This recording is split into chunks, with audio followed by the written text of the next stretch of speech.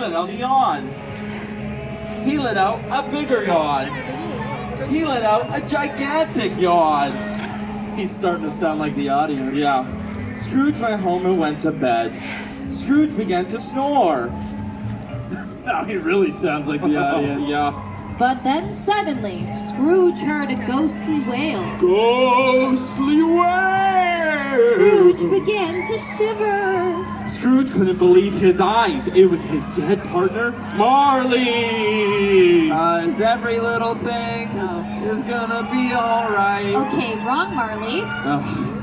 Marley was covered in chains, and he told Scrooge that he came from the place where all were doomed to a life of suffering. Service Ontario! But Scrooge didn't believe Marley was real. You don't believe in me? I'm not very impressed with you either. Marley told Scrooge that that night he'd be visited by 3 spirits. Whiskey, brandy, and gin. Austin, it's a family show. Remember me, Ebenezer. Remember me. Or follow me on Threads. The clock struck 1. I got a bell.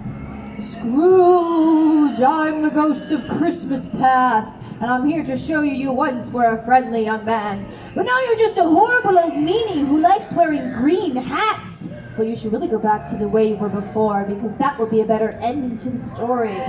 The ghost took Scrooge to the window and showed him his past. It's over there by Yukon Striker. She then showed Scrooge his old boss Fezziwig's Christmas party, and Scrooge danced the jig. Oh, wow. Whoa, cool. She then showed Scrooge his long-lost love, and Scrooge began to cry. Aww. After she was done showing Scrooge his past, she flew through the window. Wait, what? Yep, she flew through the window. Caw-caw, caw-caw, caw-caw. Good job. Thanks. The clock struck 2. I still got a bell. Scrooge was then visited by the ghost of Christmas present. Ho, ho, ho! Christmas is a time of goodwill and cheer for all. A time where we gather around a dead tree and eat candy out of our socks. That doesn't sound right.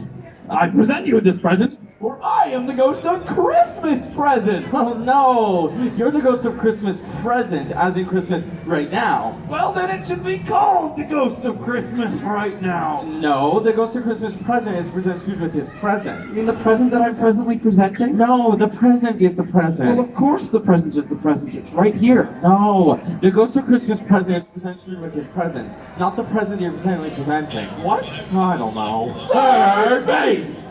The clock struck 3!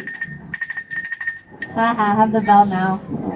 Scrooge was then visited by the ghost he dreaded most of all. He shivered with fear. Scrooge, I am the ghost of Christmas future. Oogie boogie boogie. The ghost led Scrooge into a cemetery and showed him his sad, pathetic, lonely grave. Look there. Who's Rick Tulsa? Change your ways or else. If I don't see in the future, I'll see you in the past, yeah. Dum. Scrooge was changed. He walked carefully through the snow, but instead of humbug, shouted, Merry Christmas! Merry Christmas. He ran through the fog. Fog. He ran through the snow. No. And shouted Merry Christmas to his well-mannered And devastatingly handsome nephew Fred. Merry Christmas, Uncle. Come to dinner with my wife and I. We'll order out. Next, Scrooge said Merry Christmas to the Samaritan. He even gave her his money. Wow, thank you. Enough for a parking ticket at Canada's Wonderland. And lastly, Scrooge visited his good-natured clerk, Bob Cratchit. Ratchet. He said a Merry Christmas to Bob and gave Bob a Christmas tree, Wow. a Christmas goose, and a $10 gift card to Starbucks.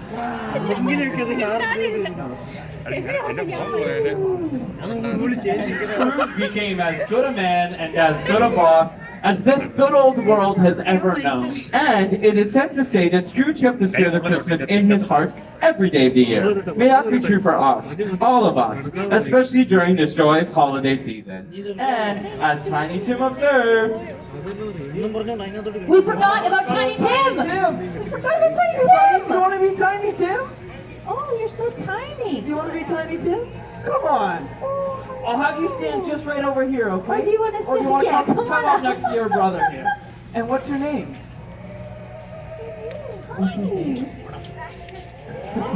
Sasha. and his tiny Sasha, who stayed the same size as Tiny Tim, said loud enough for everyone to hear him,